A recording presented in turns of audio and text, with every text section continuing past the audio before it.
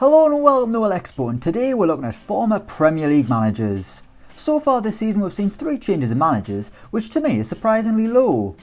The biggest casualty has been Frank Lampard, but what if he and every other previous manager return to their former employers? Well, using Football Manager 2021, that's exactly what's gonna happen.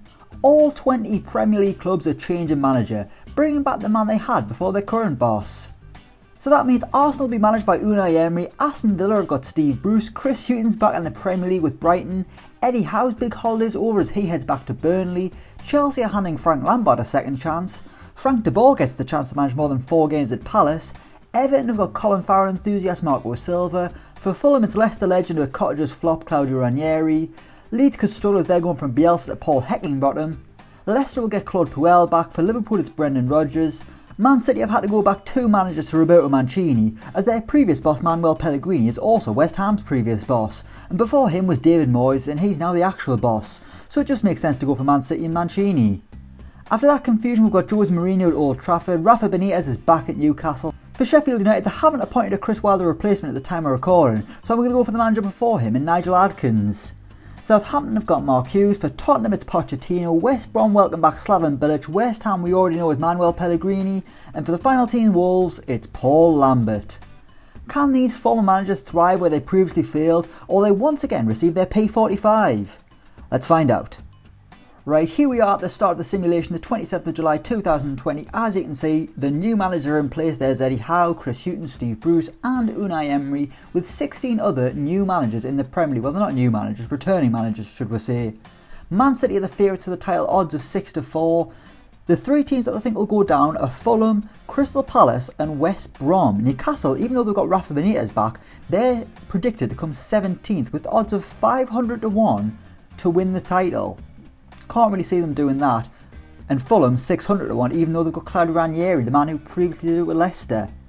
But what we will do, we will go 1 year into the future. Let's see out of these former managers who does the best.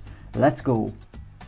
Right, here we are a year into the future, the 31st of May 2021, and as you can see, Liverpool have won the title. Brendan Rodgers has banished the nightmare that was 2014. This time he's gone one better and he has got his hands on the Premier League title with Liverpool. They've finished above Manchester City. I mean, it's almost impossible for Liverpool and Man City not to finish in the top 2 in one of these simulations. At some point in the near future, I've got a simulation lined up where I've just wiped out every Liverpool and Man City player, so maybe that'll stop them. But more on that in the future. The teams that have gone down, Crystal Palace, Leeds United and West Brom. West Brom didn't have a prayer, they only got 22 points, even though Slaven Bilic was back. I mean, would Slaven Bilic have kept them up in reality? Probably not. I don't think Sam Allardyce is either, they're just not a very good team. Leeds to come 19th, 32 points, 5 shy of survival. That is no surprise considering they've gone from Marcelo Bielsa to Paul Heckingbottom. Paul Heckingbottom, the man who is currently the caretaker at Sheffield United. Speaking of the Blades, they've survived with Nigel Adkins and have only done it on goal difference. They got a minus 20 goal difference, which was better than Crystal Palace, who got minus 34 to go down to the Championship. Frank de Boer couldn't get the job done. Palace have been proven right. Roy Hodgson is the right man for them.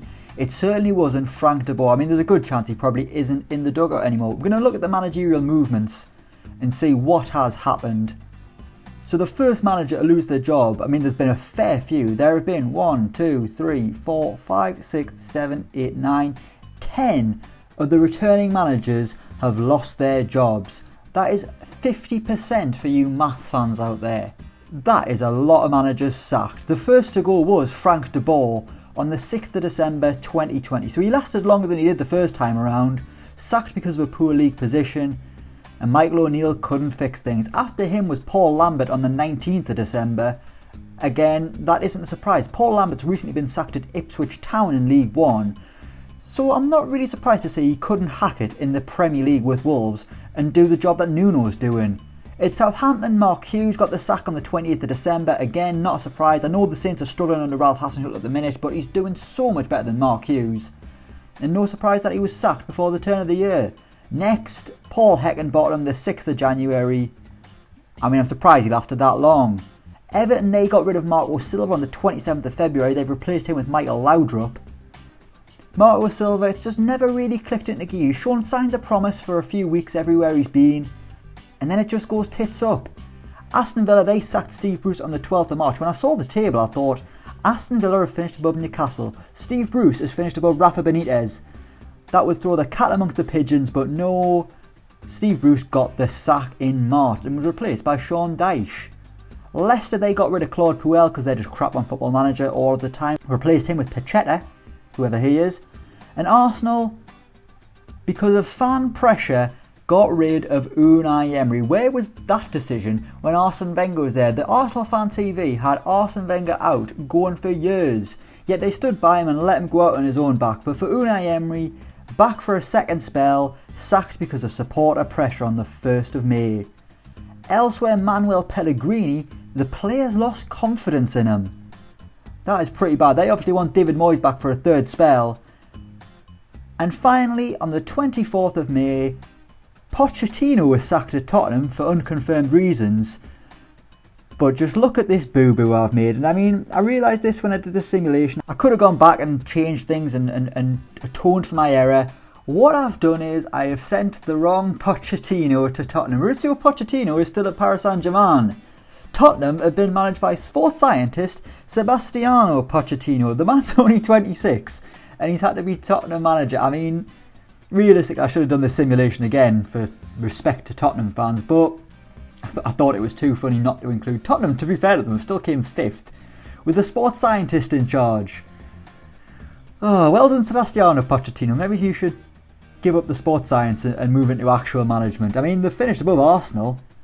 Brighton are a surprising one. With Chris Hughton back, they came 6th. Goodness knows how on earth they've done that. They've finished above Arsenal, Leicester, Everton, Wolves. Amazing stuff.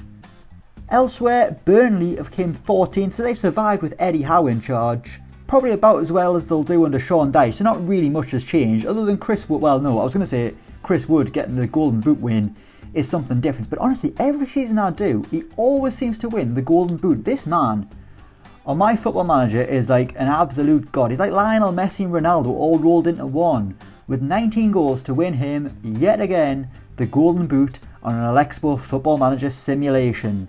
Newcastle with Rafa Benitez, he's obviously stayed, lasted the season, but it hasn't really gone too well for him, so that'll be disappointing. And Jose Mourinho into the top 4 with Manchester United. Frank Lampard's done well at Chelsea, back there, flying high. I mean, on Football Manager and simulations before he got the sack, he was always hit and miss. Sometimes he'd do well, he'd be there for 20 years. Other times he'd be sacked within the week. This time he's came 3rd. But to be honest, Chelsea have made the right decision in getting Thomas Tuchel in because he is doing bloody brilliantly. But here, Frank Lampard has returned and he's done well. So the returning managers, Brendan Rodgers won the title. Roberto Mancini, did he win anything maybe? Even a cup? No. Didn't even win the obligatory Carabao Cup. Who won the Carabao Cup out of interest? The Carabao Cup went to Spurs. Sebastiano Pochettino, yes my son. What a lad. Forget Maurizio, it's all about Sebastiano. The FA Cup, that went to Man United. Jose Mourinho getting himself another trophy at Man United. Something he did do a fair bit of during his time there. Something odd he hasn't. He kind of just gave up on the FA Cup. Champions League, was that won by an English club? Chelsea. Frank Lampard has won Chelsea the bloody Champions League. Forget everything I said about Thomas Tuchel. Get Frank Lampard back in that dugout. So anyway, as I was saying, Liverpool won the title. Man City, they've done okay. 91 points is a good tally. Chelsea, Champions League winners, 3rd in the league. Man United, FA Cup winners.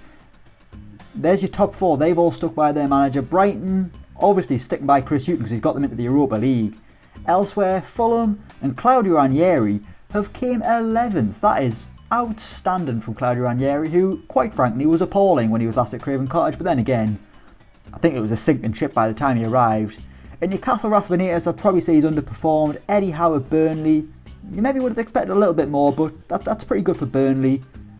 And elsewhere, Sheffield United, they stuck with Nigel Adkins throughout the season.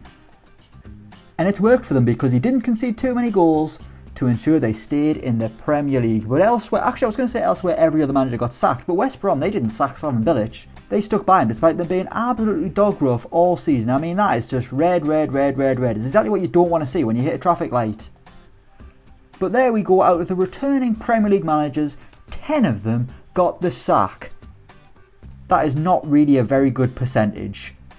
Premier League clubs, it looks like you did the right thing in getting rid of most of these managers. Let's have a round of applause though for Brendan Rodgers, the man who has delivered Liverpool back-to-back Premier League titles. He has matched Jurgen Klopp's tally of a title each, and he has banished the nightmare that was 2014 Liverpool through the title away under his watch back in the day. But this time they have got the job done. Brendan Rodgers has proven he is the man for the top. The David Brent comparisons will now disappear because he is a Premier League winner with Liverpool. God bless you, Brendan Rodgers. But we will leave it there. Thank you so much for watching. Let me know what you think in the comments down below. As always, don't forget to like, share and subscribe to Elecspo. And until next time, we will see you around.